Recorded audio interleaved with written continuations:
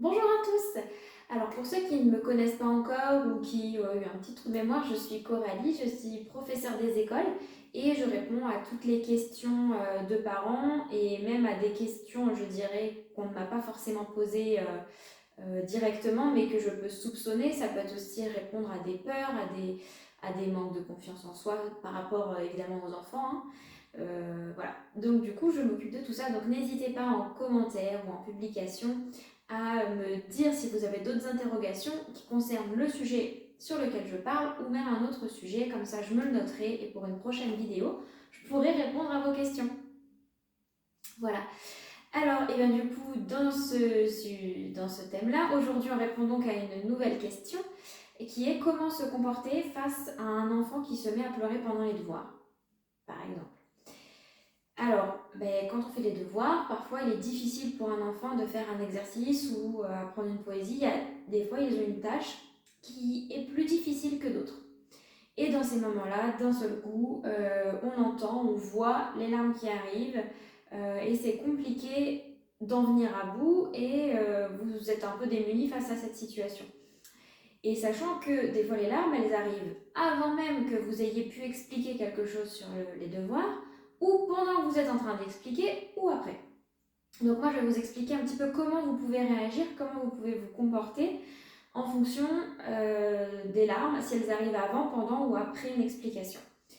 Voilà, donc si ça arrive avant, sachez que les premières étapes les plus rapides à faire, c'est rassurer puis calmer. C'est-à-dire qu'il faut aller vers lui, vers votre enfant, et commencer à lui dire attends, ça va aller, qu'est-ce qui se passe, lui parler. Tout en restant toujours calme. Donc quand je dis le calmer, c'est vous rester calme et essayer de lui faire redescendre toute la tension. Faire en sorte que les larmes s'arrêtent, que la voix elle se pose, et ensuite, vous pourrez lui demander, bon alors qu'est-ce que je peux faire? Qu'est-ce qui va pas? Qu'est-ce que tu n'as pas compris peut-être? Et donc là, vous lui expliquez ce qui a bloqué et surtout vous restez à côté de lui pendant le temps de l'explication parce qu'il aura besoin d'être rassuré encore un petit peu. Voilà, donc ça c'est le avant. Si les larmes arrivent avant une explication, c'est ce qui est, je dirais, le plus simple à gérer puisque si ça arrive avant, c'est qu'ils ont besoin d'un seul coup d'être rassurés, ils ont une explication, ils n'y arrivent pas tout seuls. Donc généralement, on le gère assez facilement. Maintenant, si les larmes elles arrivent pendant que vous êtes en train d'expliquer, c'est-à-dire qu'il vous a déjà dit, bah voilà, j'y arrive pas, maman, papa, est-ce que tu peux m'aider? Et là, vous êtes en train d'expliquer comment faire tel autre exercice, vous lui donnez une explication.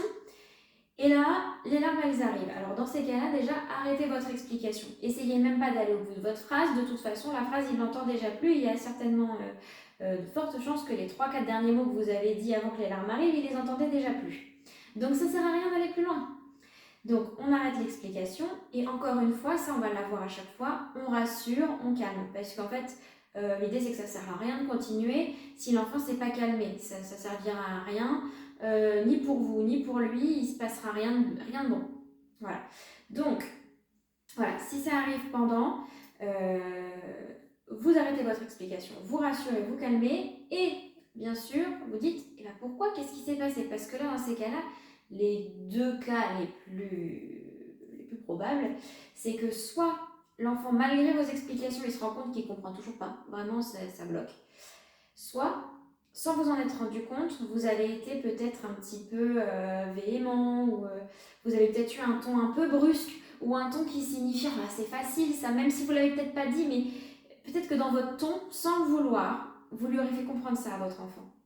Et donc du coup, lui derrière, il y a toute une culpabilité de oh mais c'est censé être facile et moi j'y arrive pas et papa il a pas que ça à faire ou maman elle a pas que ça à faire.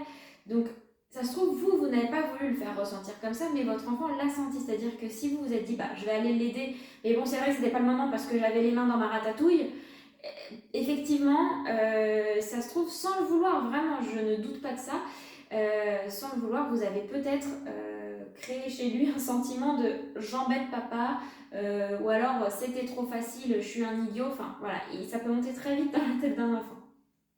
Donc si jamais il vous dit bah oui mais tu t'es fâché ou tu crois que c'est facile et moi j'y arrive toujours pas, je suis bête et tout, alors là c'est du coup prenez sur vous, la seule solution c'est prenez sur vous et recommencez. réexpliquez. Et cette fois, efforcez-vous de vraiment vous dire, j'oublie ce que j'étais en train de faire et ce qui a fait que j'ai certainement réagi comme ça. Et je lui réexplique doucement. Voilà. Et surtout, vous lui réexpliquez en lui disant, mais non, c'était pas ce que je voulais dire. Et même si c'était effectivement ce que vous vouliez dire, vous allez vraiment dire, bah, ça c'est facile, t'inquiète pas. Dites-lui que vous êtes adulte, que ça fait longtemps que vous l'avez appris et que lui, ça lui fera pareil. Quand il va grandir et qu'il l'aura vu depuis longtemps, il va trouver ça aussi facile. Et que du coup, vous allez réagir en disant ça, que pour vous c'était facile, mais qu'au contraire, ça va vous permettre de lui expliquer les choses. Et que c'était pas que votre enfant doit trouver ça facile. Essayez de le rassurer là-dessus, de lui dire que c'est pas que vous le trouvez bête, que c'est pas que votre enfant devrait réussir d'un claquement de doigts, mais c'est que pour vous, parce que ça fait longtemps, c'était facile. Mais du coup, vous allez pouvoir lui expliquer. Rassurez-le là-dessus. Ça va être hyper important qu'il sente que vous le prenez pas pour un idiot, etc. S'il a dit, bah, tu t'es fâché, tu peux dire, ah bah non, je me suis pas fâché. Sinon, ça part mal. Sinon, non, t'inquiète pas. J'ai peut-être eu un mauvais ton, t'inquiète pas. C'est que je pensais encore à ce que je faisais avant. Je me fâche pas. Regarde, on reprend ça doucement. Voilà, essayez de verbaliser et surtout de rester calme pour pas que les larmes remontent, que les émotions l'envahissent, etc.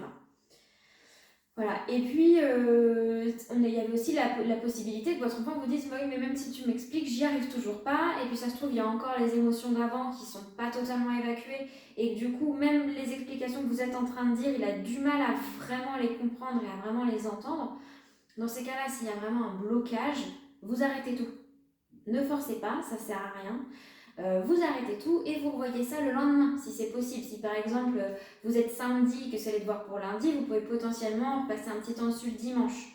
Ou s'il est 16h45, 17h, vous dites bon, on reverra ça dans 1 heure, dans 1 heure et demie avant de manger. Il va faire d'autres choses entre temps, ça va mieux se passer. Voilà, donc revenez dessus plus tard. Et si jamais votre enfant dit mais non, on n'a pas le temps de revoir ça plus tard parce que c'est pour demain et la maîtresse elle va me gronder si j'ai pas fait mon exercice ou si j'ai pas appris ma poésie. Donc dans ces cas-là, attention, je le dis bien, dans ces cas-là, si c'est rare, n'hésitez pas à mettre un petit mot dans le cahier de liaison, dans le cahier de correspondance, enfin bref, le cahier que vous utilisez pour discuter avec l'enseignant. Si c'est via un blog, bah, vous mettez un petit mot sur le blog pour expliquer à l'enseignant qu'il y a eu un blocage, qu'il y a eu des larmes, que ça a été difficile pour votre enfant, que vous reviendrez dessus un autre jour, mais que là, c'est vrai que ce moment-là, c'était bloqué, que c'était pas de la faute de votre enfant. Parce que c'est vrai qu'en tant qu'enseignant, des enfants qui nous disent « Oui, non, mais j'y arrivais pas, du coup, je l'ai pas fait », on nous le sort tous les jours. Donc, c'est difficile de savoir qui dit vrai, qui dit pas vrai. Si on a un mot de votre part qui nous explique que vous êtes désolé, que vraiment il y a eu un blocage, que vous avez tenté, mais que ça ne voulait pas, on va le comprendre. Par contre, si ça arrive tous les jours, là dans ces cas-là, mettez pas de mots parce qu'au bout d'un moment, on va dire oui, bah, c'est peut-être une excuse aussi. C'est même pas qu'on remet en cause ce que vous dites, mais dites-vous que vraiment, on en a vu des parents, entre moi et mes collègues, on en a vu des parents, il y a des parents qui ont peur de rien, hein, qui nous mettent des mots, oui, on a essayé, parce qu'ils veulent sauver, entre guillemets, les fesses de leur enfant, sauf que derrière, les parents, ils n'ont même pas essayé. Et que des fois, en discutant un petit peu avec l'enfant, on lui dit, t'as fait ça avec maman? Oh bah non, hier on a joué avec papa au ballon dehors et puis après j'ai regardé la télé puis j'ai fait ça. Ah donc pas de devoir, on est d'accord. Voilà.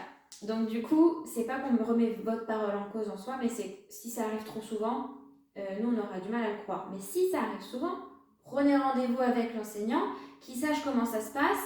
Au moins, ça permettra de savoir que c'est quelque chose qui est récurrent, que vous avez du mal à faire face quand il y a des pleurs tous les jours, par exemple. Puis là, vous pourrez mettre des choses en place. L'enseignant pourra peut-être proposer des petites astuces pour vous, pour votre enfant, pour le rassurer. Bref, vous pourrez trouver des solutions. Voilà, donc pour récapituler, si c'est pendant, vous arrêtez votre explication, vous rassurez, vous calmez, puis vous lui demandez pourquoi. Si c'est entre guillemets vous qui êtes en tort, prenez sur vous, réexpliquez doucement avec des gentils mots. Et si jamais ce n'est pas vous qui êtes en cause, mais que vraiment il y a un blocage, on arrête tout, on voit plus tard, ou si c'est pas possible de revoir plus tard, on met un petit mot. Et enfin, si ça arrive après vos explications, votre enfant vous a appelé, vous a dit j'y arrive pas, vous avez expliqué, vous avez dit t'as compris, oui, vous partez, boum, les larmes. Ok, bon, c'est que visiblement il y a quelque chose qui a bloqué.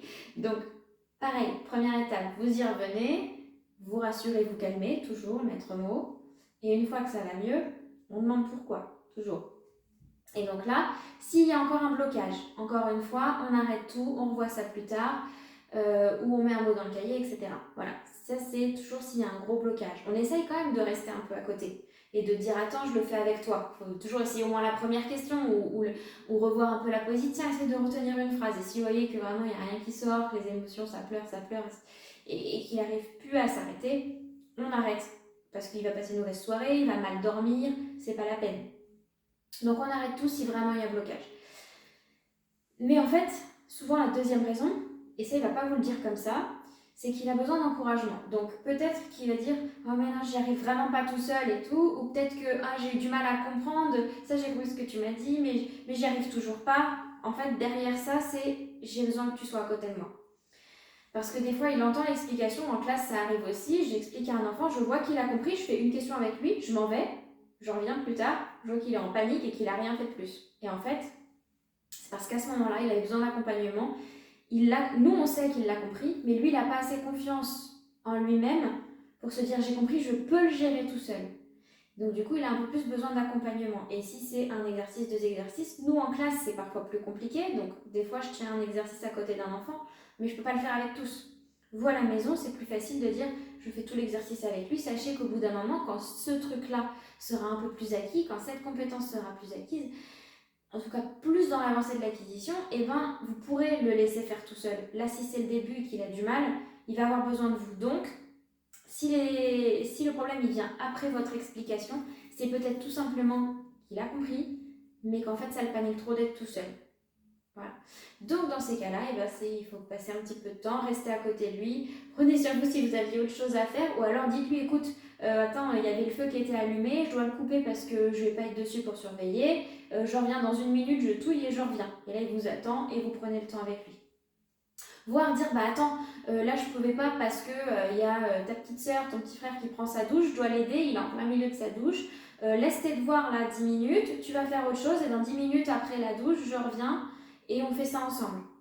Voilà, donc c'est vous voyez évidemment, vous vous organisez comme vous pouvez à la maison. Je ne dis pas d'être à la seconde disponible pour votre enfant si vous étiez en train de faire autre chose. Mais dites-lui, on va prendre un temps ensemble et faites-le. Enfin, si vous lui dites dans 10 minutes, c'est dans 10 minutes. À peu près. Je ne pense pas qu'il va vous tenir rigueur si c'est 11 minutes. Donc voilà pour les petites astuces que je pouvais vous donner pour ça. J'espère que ça va vous aider. Que si vous avez déjà été dans cette situation, vous direz ah oui c'est vrai que j'avais pas réagi comme ça, je l'avais pas vu comme ça, et que comme ça à l'avenir si ça se reproduit, que vous sachiez comment réagir. Et puis n'hésitez pas à me mettre en commentaire si du coup vous avez déjà été dans cette situation. Sachez que là dans le blog vous pouvez mettre les commentaires aussi si vous descendez un petit peu en bas. Vous pouvez aussi mettre les commentaires sur Facebook, peu importe. Mais voilà, n'hésitez pas à commenter et me dire si vous avez vécu cette situation ou si ça vous a aidé en vous disant bah, je le garderai en tête pour plus tard, si ça arrive. Voilà. Donc eh bien, j'espère que ça va vous aider et puis je vous dis à très vite pour une autre vidéo.